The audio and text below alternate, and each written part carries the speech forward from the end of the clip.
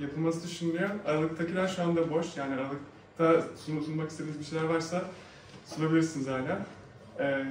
Kasım sonuna kadarki programı da açıklayacağız. And for the record, we'll be speaking English. So, make sure that.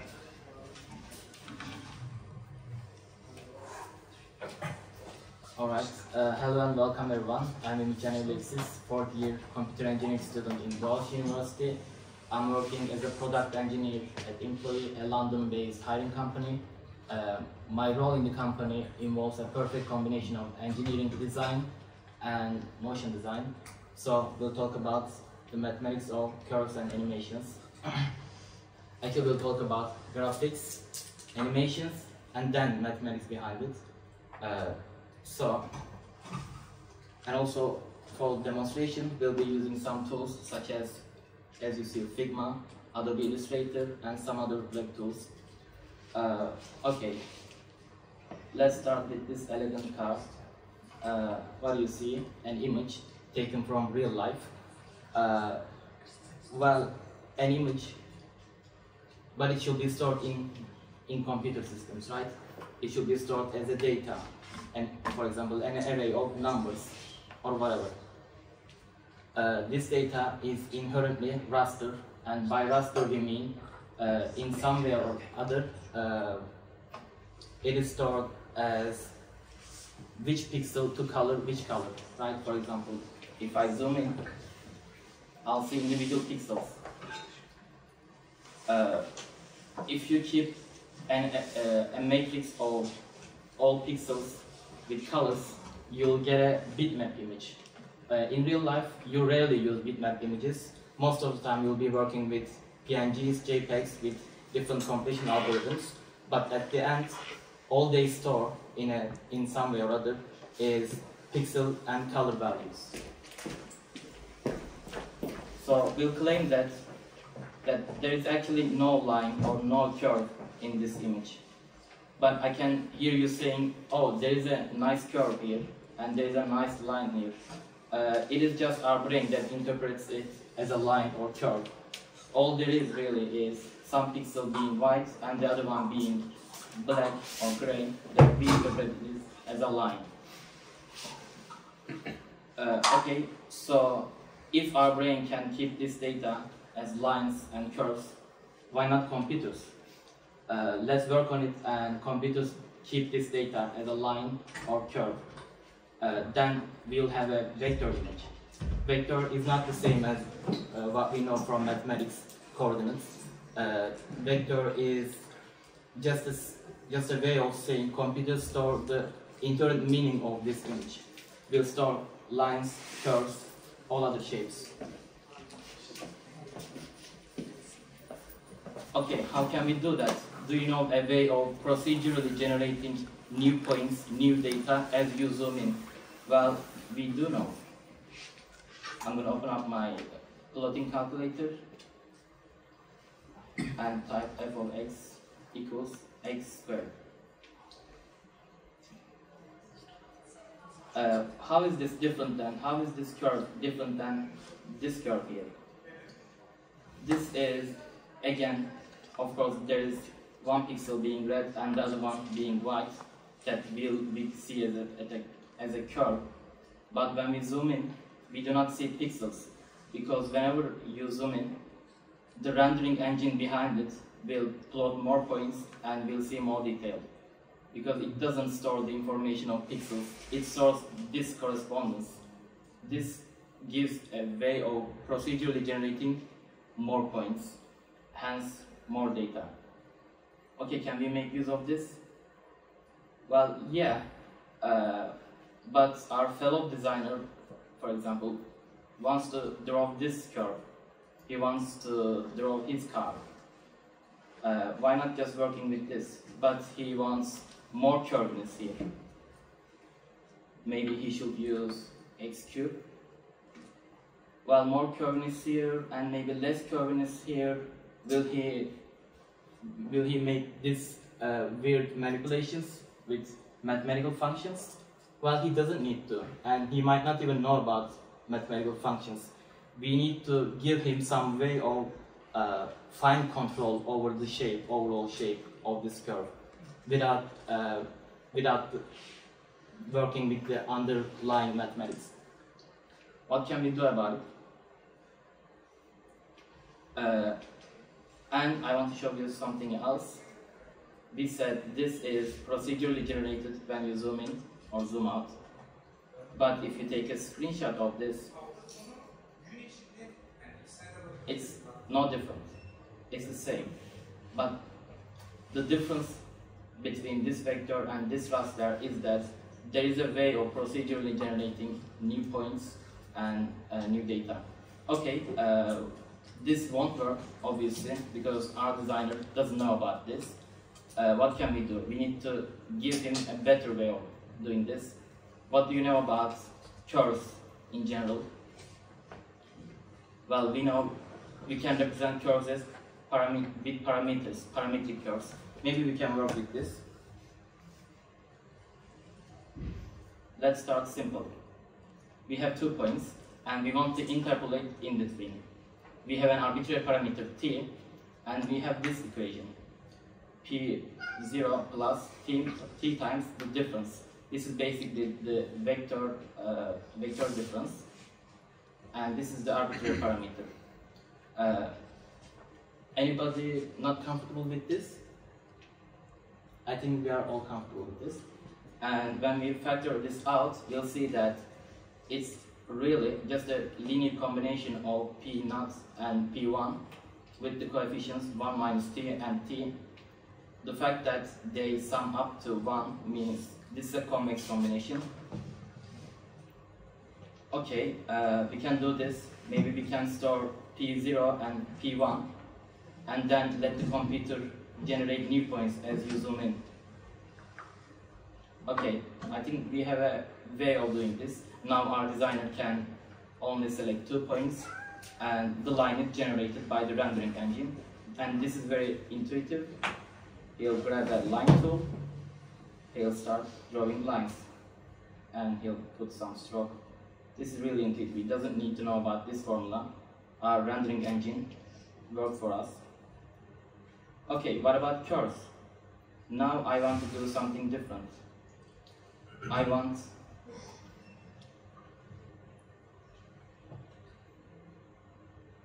to come from P0 and go to P2, but let's say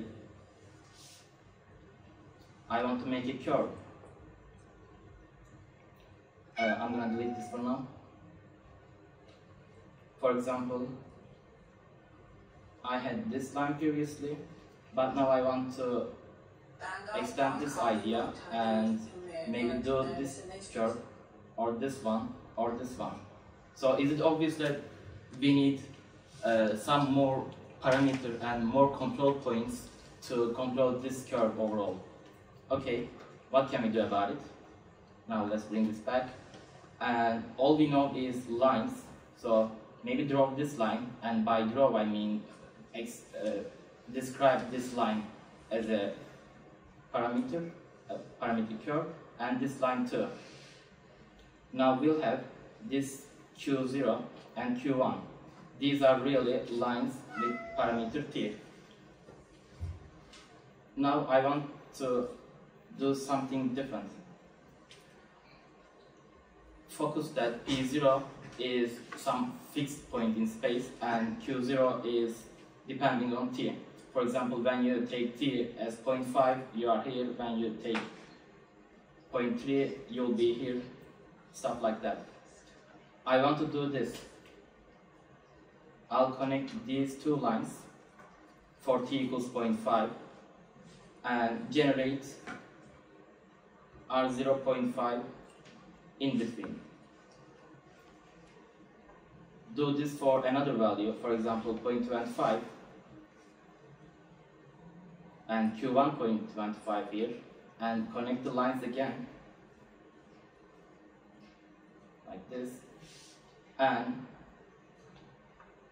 now we got this line and we use 0.25, and we will take 25% of this line and we'll be here. Imagine you do this for every t value. If you do it for 0.75, you are here, 0.9, you are here, 0.1, you are here. Now we'll have some curve like this. I know it's hard to see it here, so I'm gonna use an interactive tool. Let's work on this one. I'm gonna focus on P0, P1, and P2.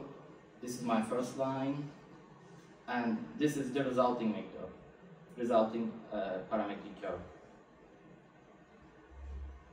Now we have a way of controlling our curve with some arbitrary point in space, and this is intuitive too. No one needs to understand what's going on behind. Our designer can specify 2 points to start with and to end with, and with another point he can describe the curve like this. If we do the math, R0 is 1 minus t times q1, t times q0, as we did before, and we want to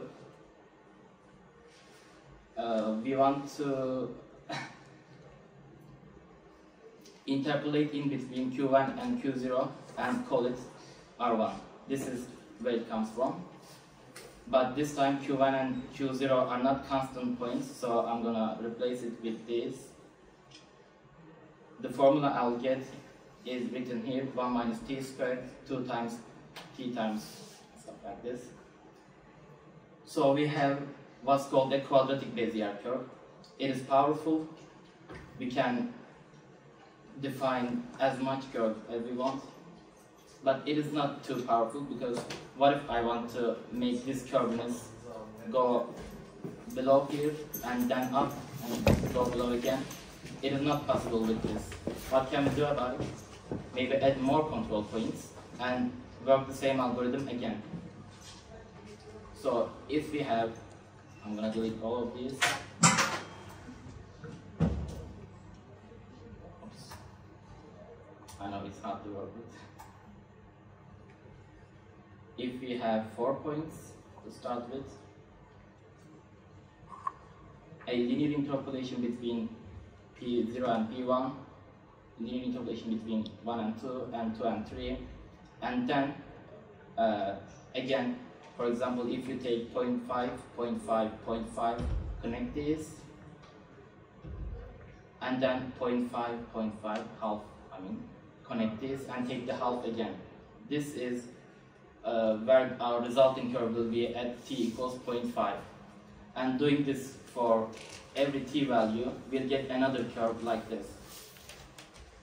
Oops, I'm bad at drawing. Okay. And I know, yes, it is hard to wrap your head around these things. So I'm gonna use an animation. This is what I described.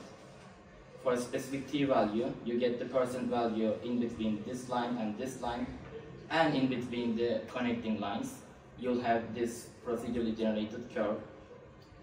If you have 3 lines or 4 points, you'll have something like this. This is how you generate a cubic Bezier curve. And I want you to see it in action. I'm going to take some time and show the cubic Bezier animations here.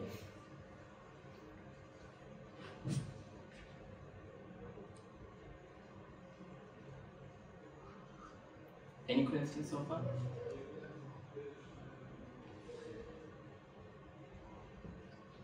Yes. Can we approximate any smooth kind of curve using some number of points? If you do the math, you'll see that any polynomial curve can be, any polynomial parametric curve of order 3 can be done exactly, not even approximate, with cubic Bezier curves, because you'll see the coefficients here. If you are interested, the coefficients being, what is that? 1 minus t cubed, 3 times t times 1 minus t squared. These coefficients are Bernstein polynomials of order 3, and they are bases in polynomials of order 3 vector space. So in case of maybe non-polynomial curves, maybe we can just no chance. For example, you cannot even draw an arc with these Bezier curves. But approximately it is very close, so in practice it doesn't even matter. Can I ask something? Yes. Are there even higher order Bezier curves? Yes, there are, and I'll explain why they are not useful. Because, for example, you have, let's draw the cubic Bezier curve of these 4 points with this formula. For example, you have a function, parametric curve, and you want to regard this as a function. I mean, focus on this one. You have to, for example, this is a function, right? X and Y. I mean, it is not necessarily a function if you treat the curve like this. This doesn't pass the vertical line test, but some of them will pass it. So when you regard this as a function, you have to find x value. I mean, you have to find t value for a specific x, and then replace that t in this parametric equation to find this y value. So you have to solve a cubic polynomial. And if you go above 4, you have no chance. Haberlufing theorem. What else can we talk about this? Did we solve the problem of our fellow designer? Yes and no, because as Yusuf asked, we cannot describe all of graphs, all curves, but you don't have to. If you focus on all curves, like it's the power set of R squared, right? And do you even care about points where x is rationals and y is irrationals? Does it even matter to represent it in computer graphics? You probably won't. This is what we call a cubic Bezier curve, and almost all of the graphic softwares make use of them. Even the tool I grabbed right now it will draw a cubic Bezier curve. Let's draw it. Well, I said there are 4 points, but we see 2, and actually these are the second and third point, or first one or second one. P1 is this point, this handle creates P1, this handle creates P2, and this is P3.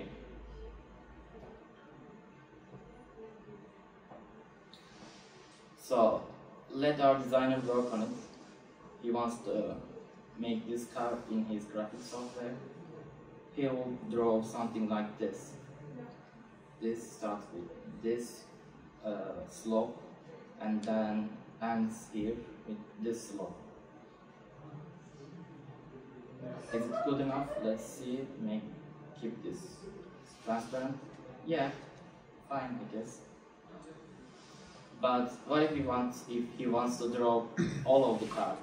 He cannot do it with one Bezier curve, right? In practice, you don't usually use one Bezier curve, but instead you combine them tip to tail and create more complex shapes. What happens here is that when you draw a cubic Bezier curve like this and another one here, it's basically P0, P1, P2, P3, and for this curve, this is now P0, P1, P2, and P3. In web, almost all of the graphics you see are created with these Bezier curves. For example, I have an icon library here. You see, this is a Bezier curve here, cubic Bezier one, another one, another one. So you regard this as a circle, but this isn't really a circle, and we cannot draw circles with cubic Beziers. They are approximate, they are good enough, but they are not mathematically identical. Okay, now that I think we've solved the problem of our designer, now we have a vector graphics, cubic Bezier curves, and it can generate more points as you zoom in. When you export this image as a PNG, it will be rasterized like this. And when you open your any application, for example, what do we have here? Well, not too much. For example, if I open GitHub, all of these icons are SVGs, and all of them are really this. It looks mess when you zoom in, but at 100% zoom level, they are legible. So what do we have is really a way of mathematically generating more points as you zoom in with intuitive controls. What we were missing is the intuitive controls, because we were able to use mathematical functions and plotting them x and y, but there wasn't really an intuitive control like this. I want to make this curve more dramatic like this, maybe close to circle.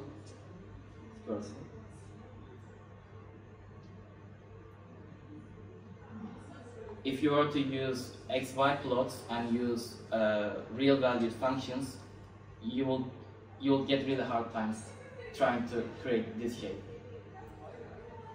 Any questions so far?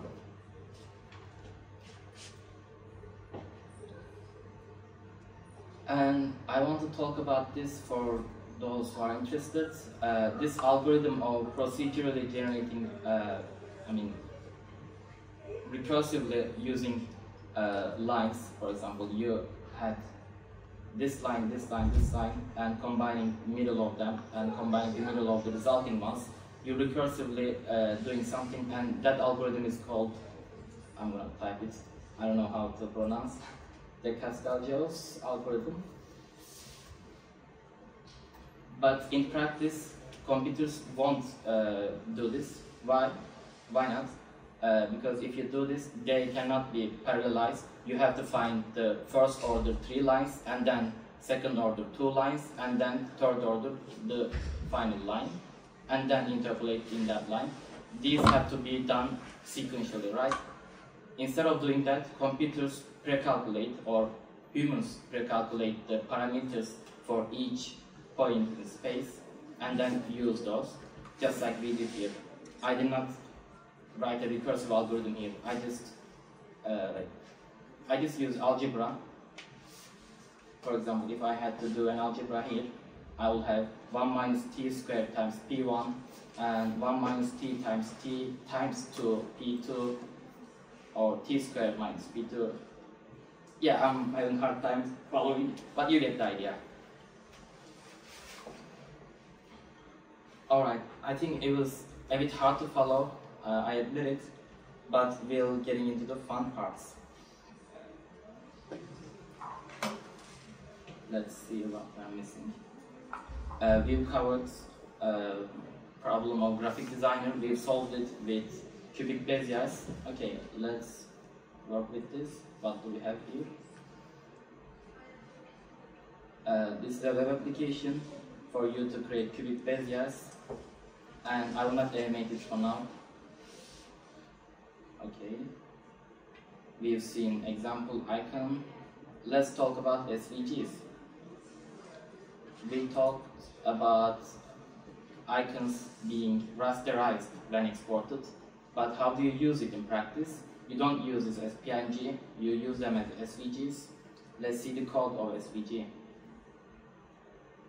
Can I paste SVG or MG? Yes, I can. This is an XML type file. There are 2 paths. 2 paths for what? One path is this circle.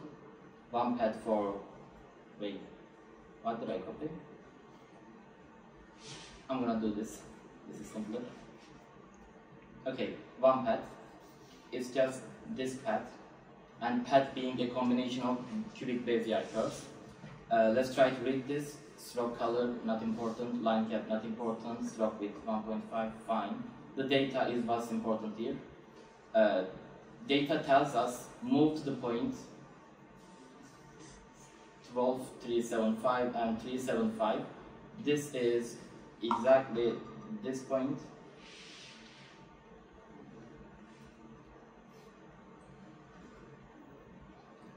I copy this one. Yes, as you see, the position of this point is same as here. We moved here, okay. Then we draw a cubic Bezier curve, C for cubic Bezier curve, and the parameters are 3 points because we already have the initial point. Point 1 is this one, point 2 is this one, point 3 is this one, but it is represented as relative values. This is not absolute position of the curve, but rather, I mean, this point is 4.35. This is relative point for the relative to the initial point, and then this one, and then this one. Oops, I wrote something. After you complete a cubic Bezier curve, you draw another one. So we continue like this. So all of these are really x and y values for these control points or these interpolation points. And when you do this, you'll get the whole picture. Any questions with these SVGs? Well, you don't have to memorize anything. You don't even type your SVG in practice, but it is good to understand what's going on. And in SVGs, you can have other tools, such as horizontal lines. You don't have to represent the horizontal line as cubic Bezier curve. You can just type H80, it means horizontal line.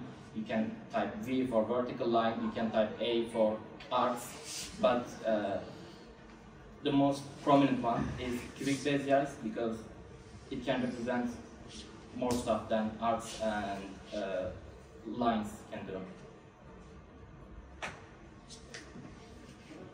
Okay, we talked about splines, by the way, are just combination of cubic Beziers or other polynomials, tip to tail, so nothing fancy here. We'll skip this degeneracy part for now, and we'll talk about another problem. Now that we've solved the problem of our graphic designer, we have another fellow guy who is an animator. His problem is that his animations are boring. He tries to do animation of a bouncing ball, but it is very boring. I think you can see why. Because the timing function of this ball is linear.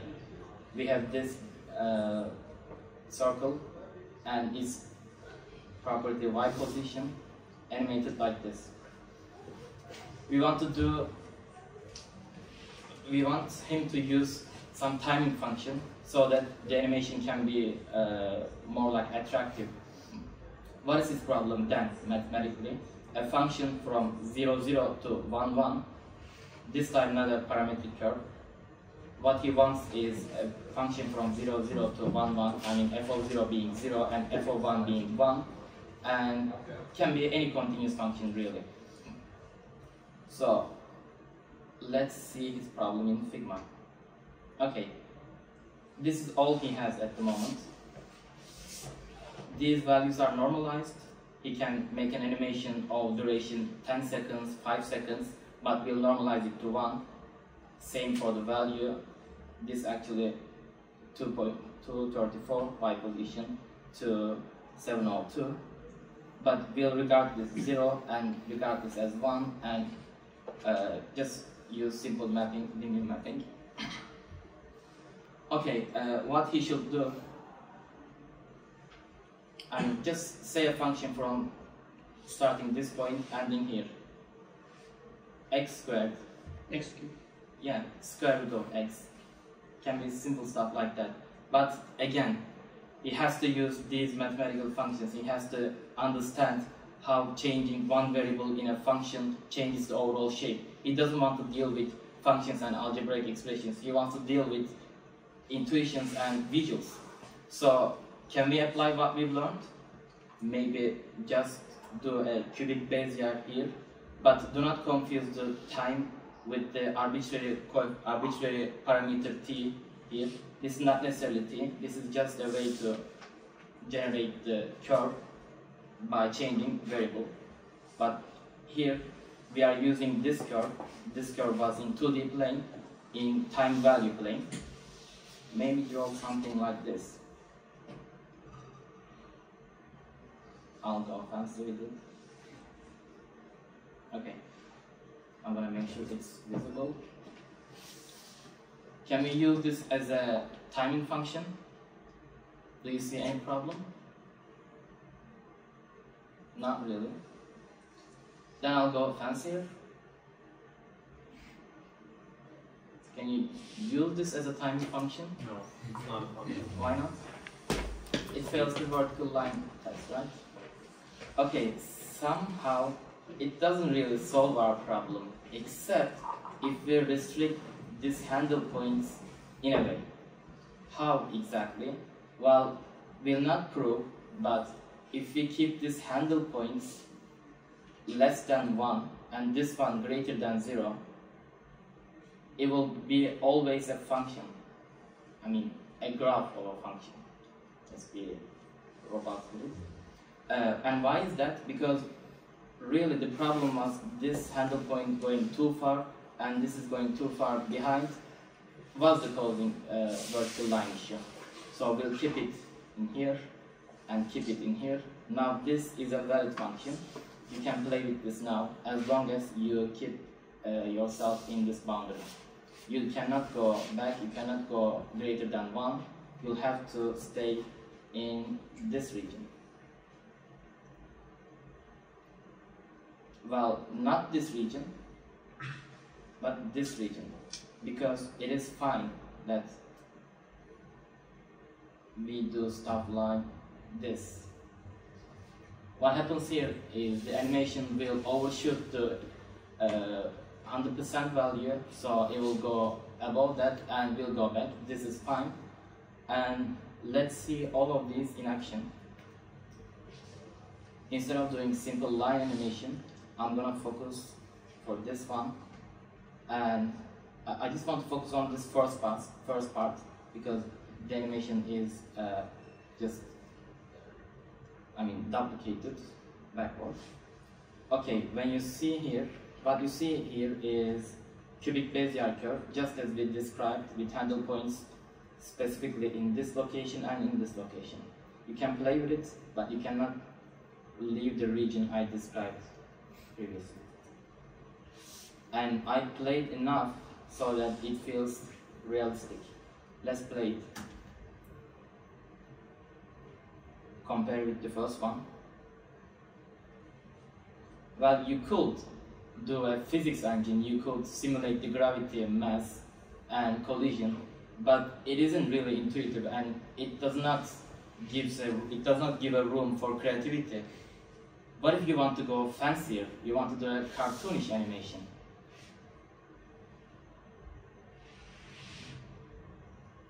And all without knowing any mathematics. In fact, I was using this tool when I was in middle school. I had no idea what a derivative is, what an integral is all about. This case was for me to expose these concepts at the first place. I had no idea about mathematics, but I was able to use this. And let's see the graphs of all of them in action.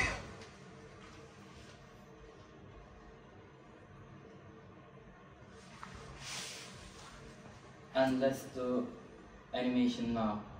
Okay, we got a cool card, right? And this program, this software is called After Effects. You can do JavaScript scripting with it. You can access these properties and use them programmatically.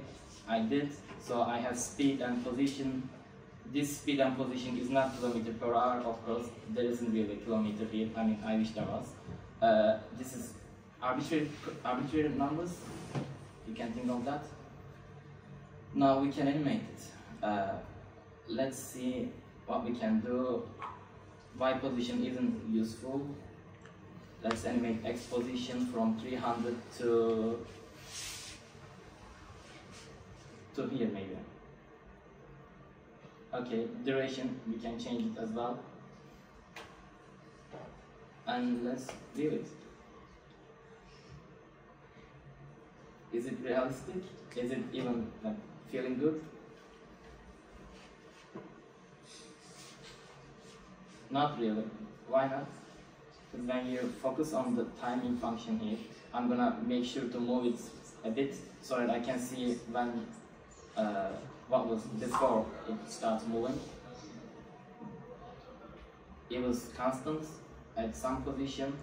It started moving, and it started moving instantly without any smoothing here, and stopped instantly. This is why it was problematic to start with. Let's make it better, make it a cubic Bezier curve like this and play with these curves, these handle points. Again, I want you to remember that this initial position is P0, this is P1, P2, P3, but it is somewhat different than what we have here. Why?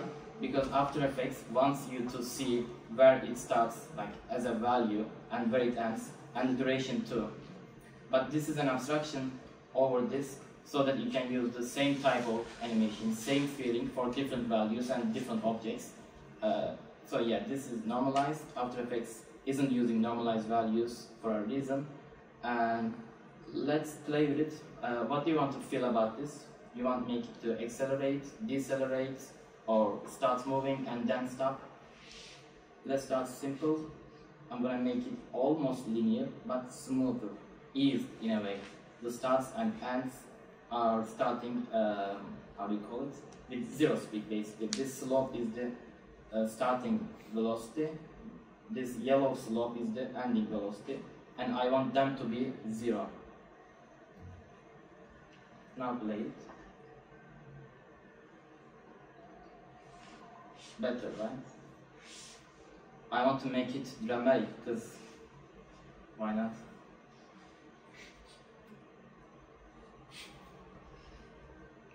I want it to decelerate.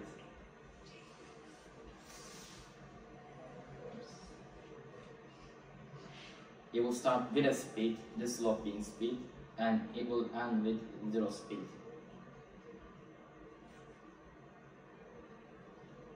And I want to make it start here.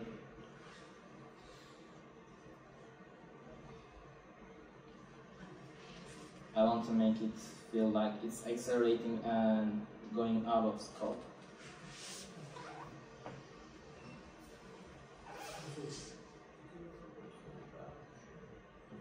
Do you find it intuitive to work with these handle points? Yes, it is fun.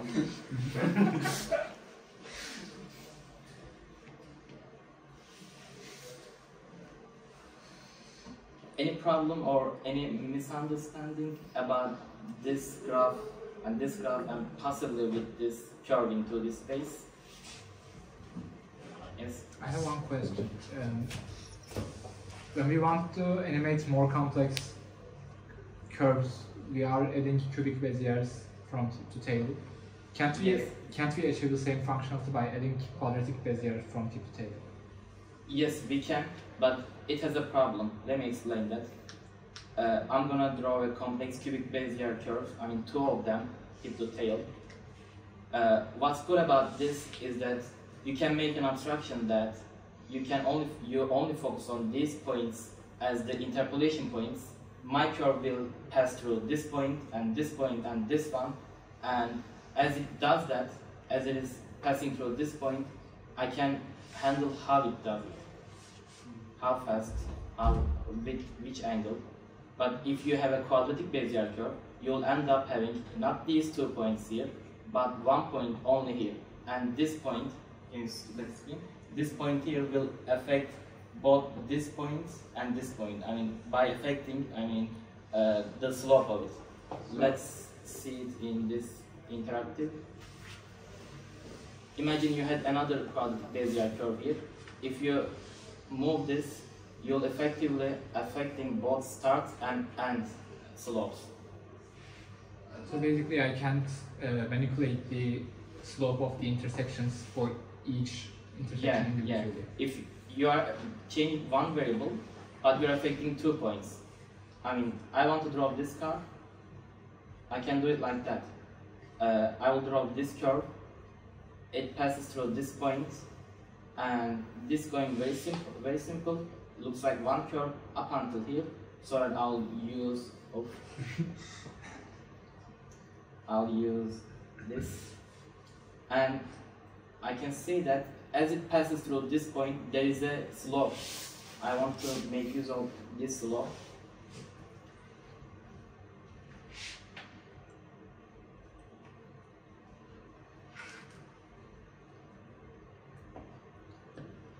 And continue with it. maybe it will pass here with this slope, and while I can make sure that this is the same slope as the coming one. Sorry, I can move it like this and change the velocity here. I'll have something like this, and let's see if it's a good approximation.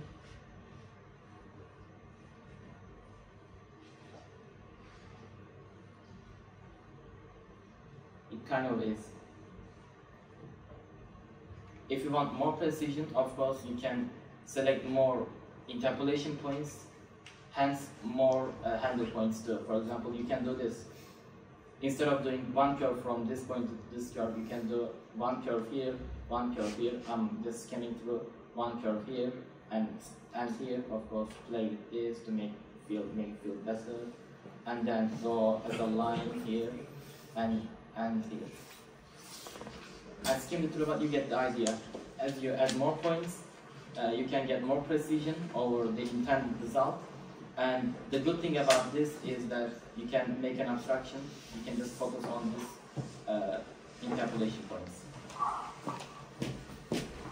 Any questions? Yes? Would using the quadratic curve give us any new freedoms that we don't have now? It will give us freedom. We will be able to describe many more curves, but it wouldn't be as intuitive. As I just explained, this is a good approximation. This is a good way of drawing a shape. I mean, when you focus on a point, where it passes and how it passes, it's just about it. But when you add another point here, this will affect the curvature of both these points. And also it will be harder to solve it algebraically, because you have to solve a quadratic polynomial.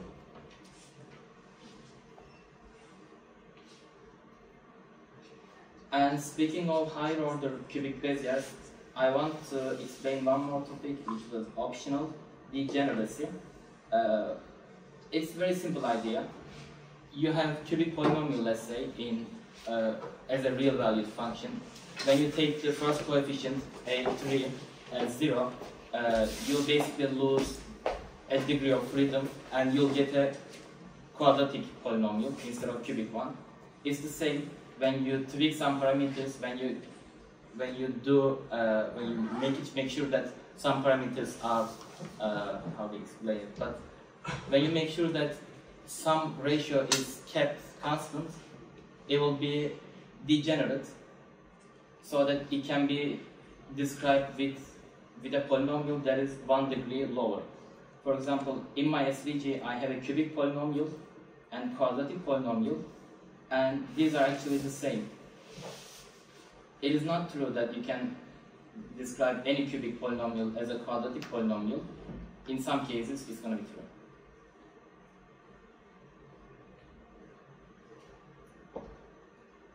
Well, I'm surprised nobody asked about how to draw these, because I only explained how to describe it, because rendering is a whole another topic. And well, at least I want you to understand there is a huge business going on with calculating this parametric curve, or expressing this parametric curve as a function of y, function of x as a y. What can we talk about it? Any idea? But do you see a problem here? Do you think it's something we should tackle? Is there an efficiency problem to be solved? Well, before going into efficiency, we should make sure that even if there is a, I mean, we don't even know whether there is a closed formula, whether we can do it algebraically all the times. This is something that rendering engines should work on, whether to work algebraically or numerically. And I think it's a hard topic, and we don't have enough time, so I'll not get into it, but I want you to be interested in this. Any questions? Any animation ideas?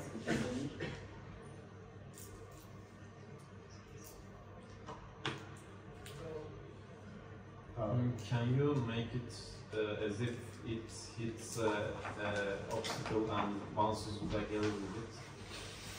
Yes, we can do, but not with only one cubic Bezier curve. You'll have an animation to hit and then come back. I'm gonna start simple. You hit here and you go back here.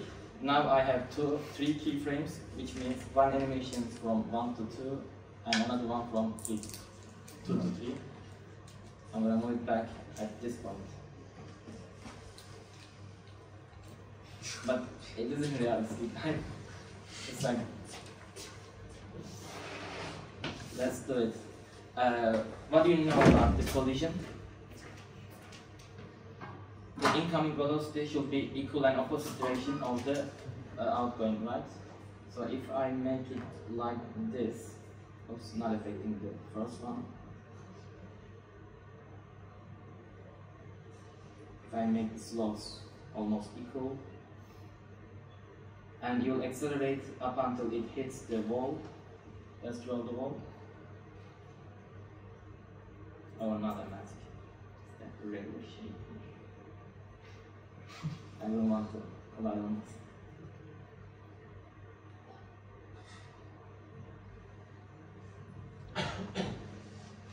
Yeah, somewhat better.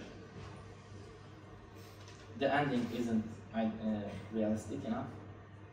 It shouldn't bounce that much, and it should end. Let's just focus on this one.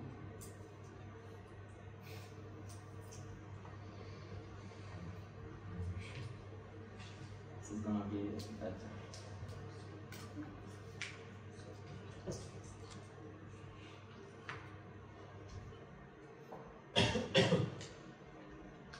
Yes. So when rendering engines actually render those vector images, are they using different values of t, or are they like checking every pixel to see if that pixel is affected by the vector, or are they using an entirely different strategy? Well, the first idea that comes into my mind will be sampling for as many t's as possible, but it does not guarantee uniform what do you call it, sampling. But what they will do is, if you have a curve like this, is that they will segment it to 2 parts. Again, 2 parts, because when you divide it by 2, it's gonna be another cubic Bezier curve. Divide it again until it is almost a line. So it will draw this line. How do you know it's a line or close to a line? It's just a ratio of slopes. You see, this is not a line because there is an angle here. When I make another sample here, it will get better. The angle is smaller. At some point, it will be good enough that it can only draw the line. It will only draw this line and this line, like as many lines as possible. Instead of sampling t's, it will recursively sample lines. Does it answer your question? Yeah, I think so. So it divides the curve into small parts until it looks like a line and draws those lines. Yeah, and to do that, your t value starts from 0 to 1. You take 0 to 0.5 and then rescale your t value so that it's again from 0 to 1 and redraw it. So how do we know the line is? How do we know that small portion of the curve is close to a line? What's our criteria? Yeah, the slope of this, the slope of this, and the slope of this. You can make an error term, like slope difference square. There are certain algorithms. So if they're close enough, they're probably a line? Yeah. You have 4 points and 3 slopes. You can be creative with it. You can define different error terms with these 3 slopes. And the rendering engines actually differ. So there is no clear one answer, but this is one of the most efficient ones. Yeah. Yes. is it a hard problem to go from image to points instead of Image to raster, raster to vector. It is not a hard problem. No. I mean, you draw an image, right? But you determine points and the things you use mouse to stretch and do things like that. But let's say we have an image, but we don't know its points. And how can we extract its points? Is it a hard problem? It can be done by machines or... Yeah, I see the problem. It is, by the way, converting raster to vector. It is not a hard problem. It is impossible mathematically. Like, there can be infinitely many ways of having the same pixel values. For example, let's see if I work with very... I'm gonna open this one. This could be a curve like this. Like, if I can make it. Like, these are very close, but you get the idea. If you move this to, not that one, sorry. If I move this handle point to point 1,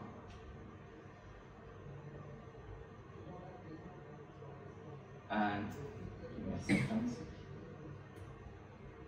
And yeah, there's a what is this? Make it point 1. I should use bigger line.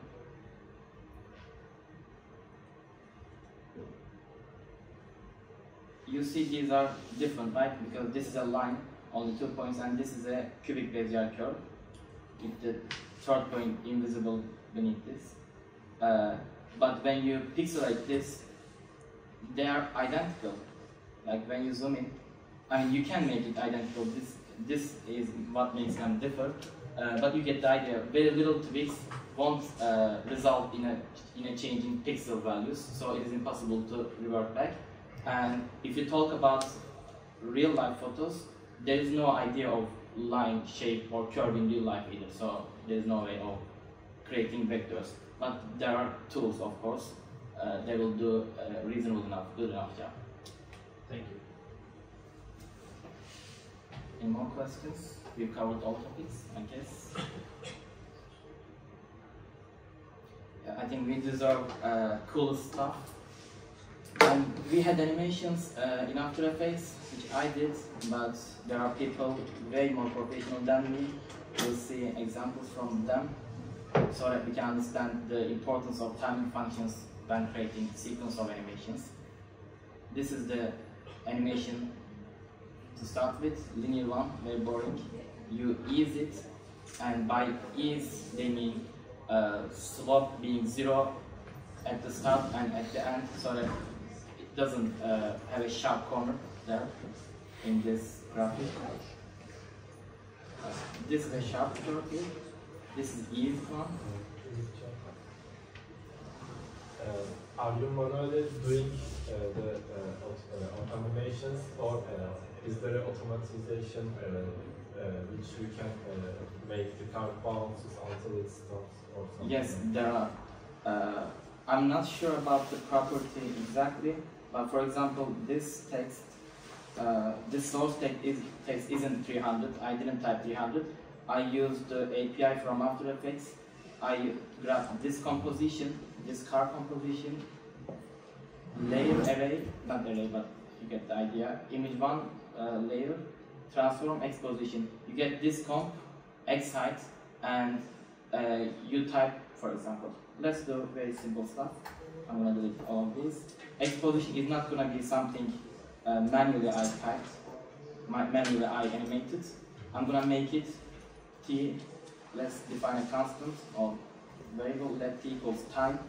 There is a global variable time. Just make it t. Oops, math.power t2. I think this will work. Yes, you see. But t being in terms of seconds, I won't have to wait too much. I'm gonna make it 100t. I didn't explicitly define keyframes. It is following time. You can do similar stuff. There are actually plugins to render a physics engine here. Is that your question? Okay, then. I think that's all. Thank you for listening.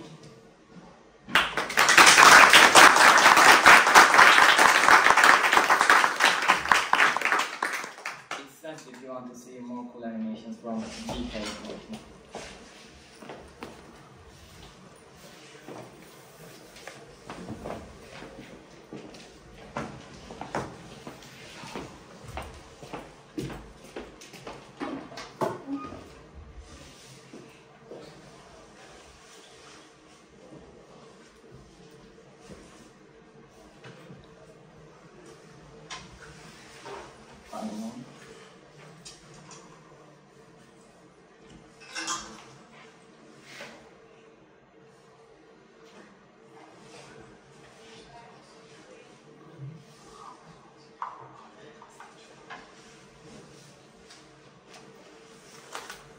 Yes, thank you so much.